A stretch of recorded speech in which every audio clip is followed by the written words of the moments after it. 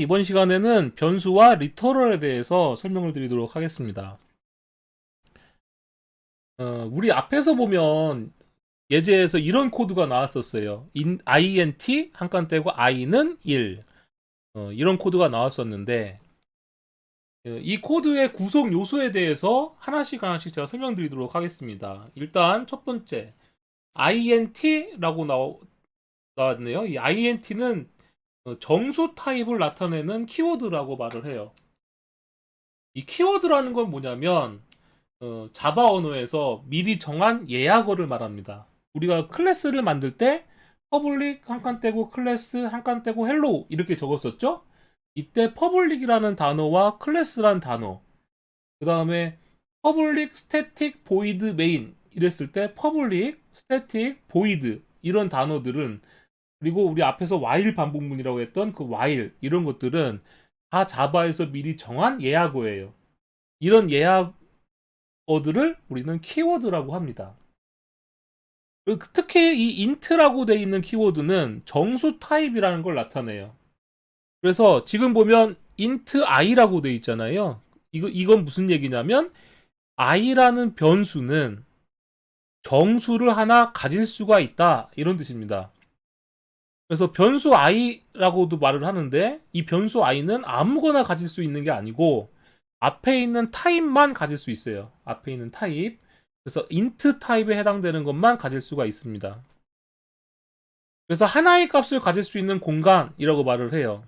자, 그럼 여기서 굉장히 지금 이 파워포인트에선 나오진 않지만 여러분들한테 굉장히 중요한 거 하나를 또 말씀드릴게요. 이 여러분들한테 지금 방금 제가 이런 이야기를 했어요. int라는 것은 얘는 정수 타입이다 라고 이야기했었고, 인티저 i라고 했으면 i는 변수인데 변수라고 했었죠. 근데 변수라는 것은 뭐냐? 값을 가질 수 있다 라고 이야기했습니다. 값을 가질 수 있는데 어떤 값을 가질 수가 있느냐? int라고 불리는 정수형 타입을 정수를 가질 수 있다라는 거죠. 정수는 음수, 영, 양수를 말을 하는 거죠. 양의 정수를 말합니다. 이것을 i가 가질 수 있다 이런 뜻이에요. 자, 그런데 이 i라고 불리는 그런 변수는 정수를 가질 수가 있는데, 컴퓨터는 정수 하나를 저장하기 위해서 메모리에다가 4바이트라는 크기의 메모리를 가지고요.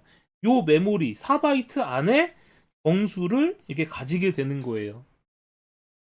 이 4바이트 메모리 영역에 갖고 있는 정수를 가지게 되는데, 이 영역을 우리는 이름을 뭐라고 부르는 거냐면 변수 i라고 부르는 겁니다. 그래서 값을 넣어주게 되면 매번 이 4바이트 안에 값이 계속 들어간다 이렇게 생각하시면 돼요. 근데 이 int라고 불리는 데이터 타입은 정수라고 했는데요. 이와 유사한 타입이 또 여러 가지가 있어요. 뭐가 있냐면 short, 그 다음에 long, 얘는 정수인데 2바이트예요. long이라고 불리는 거는 얘도 정수를 가지는 건데 8바이트입니다. 그 다음에 float, 그 다음에 double이라고 있는데 얘는 실수를 가질 수가 있는 거예요. 그 다음에 캐릭터라고 해서 얘는 문자 한 개를 가질 수가 있어요. 그리고 불린이라고 해서 얘는 참 또는 거짓을 가질 수가 있어요. 자바에서 참은 뭐냐면 true라는 값이고요. 이것도 키워드입니다. 거짓은 false라고 하는 거예요. 자, 이건 뒤에 또 따로 설명을 드릴 건데, 자, 이렇게 int, short, long, float, double, 캐릭터, 불린이라고 돼 있죠? 이런 애들을 우리가 뭐라고 말하냐면 자바에서는 기본형 타입이라고 말을 합니다.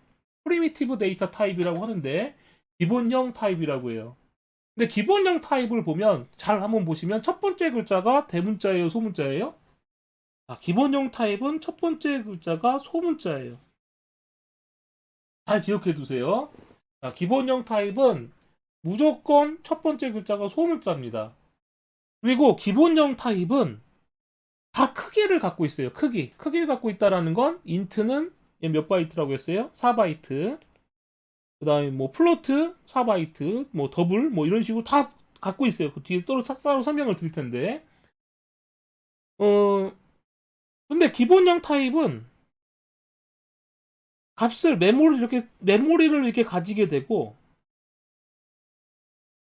이 메모리를 가지게 되고, 이 메모리에 값이 저장돼요. 메모리에 값이 저장됩니다. 기본형 타입은 다 특정 메모리 크기만큼 메모리를 확보한 다음에 값을 가진다라는 거예요. 그래서 int i는 5라고 해주면 4바이트 크기의 메모리 영역을 확보하고 그 안에 5가 들어가는 거예요.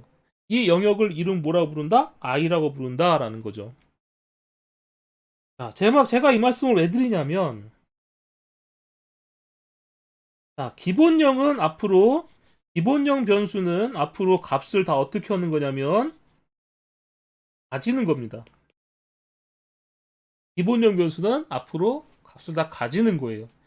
그런데, 앞으로 이런 게 나와요. 북, b는 new, 북. 자, 타입이 기본형이 아닌 타입이 있어요. 자, 기본형이 아니다. 아닌 타입. 자, 기본형인 타입은 다 첫 번째 글자가 뭐라고 했었습니까? 소문자죠. 몇 개 없어요. 아까 제가 적어드린 어, 바이트, 쇼트, 롱, 인티저 이런 것들이 이제 기본형 타입인데 기본형이 아닌 타입은 첫 번째 글자가 대문자. 그래서 앞으로 우리가 배우게 될 클래스, 인터페이스와 같은 것들이 기본형이 아닌 타입이에요. 그럼 이 기본형이 아닌 타입은 값을 가지지 않아요. 말은 좀 이상한데 값을 가진다기보다는 얘는 값을 참조라는 걸 하게 됩니다. 어딘가에 있는 것을 참조하는 게 기본형이 아닌 타입이 하는 일이에요. 그래서 우리가 이제 이런 걸 보통 레퍼런스 타입이다라고 말을 하거든요.